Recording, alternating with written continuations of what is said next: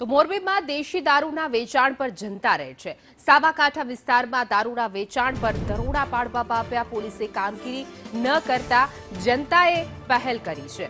Circuit house નજીક આવેલા વિસ્તારમાં જનતા રહે જૂના બંધ મકાનમાં રેડ કરીને દારૂનું વેચાણ ઝડપી પાડ્યું છે। સ્થાનિક લોકો પહોંચ્યા હતા, જ્યાં પોલીસ દોડતી થઈ ગઈ હતી। પોલીસની કાર્યવાહી સામે હવે લોકોમાં રોષ જોવા મળ્યો છે, કારણ કે પોલીસે કાર્યવાહી ન કરતા સ્થાનિક લોકોએ જનતા રહે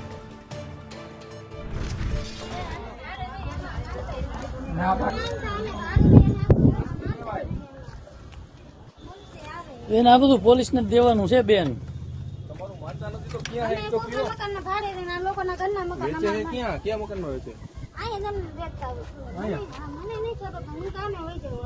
અરે આ બધી કોથરીઓ અહીંયા જ પડેલી છે।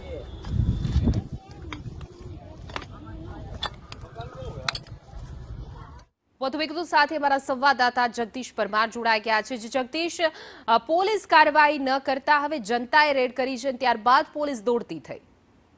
એના જે પ્રકારે વાત કરવામાં આવે તો મોરબી સિટી બી ડિવિઝનનો વિસ્તાર છે અને સર્કિટ હાઉસ નજીક છે। આમ તો રાજકીય નેતાઓ પણ ત્યાંથી સર્કિટ હાઉસ નજીક છે એટલે ત્યાંથી પસાર થતા હોય, એટલે ક્યાંક ને ક્યાંક રાજકીય નેતાઓની ચહલ પહલ વચ્ચે જે મકાનો છે ને આ મકાનોમાંથી જ દેશી દારૂની જનતા રેડ કરી અને દેશી દારૂ મોટે પ્રમાણમાં ઝડપી પાડ્યો છે।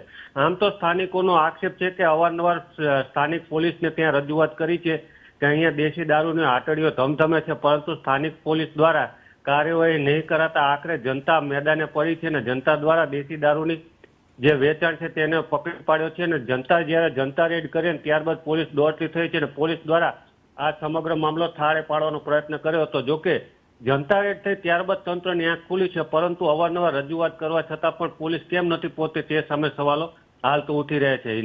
જી જગદીશ, સમગ્ર માહિતી આપવા બદલ આપનો આભાર।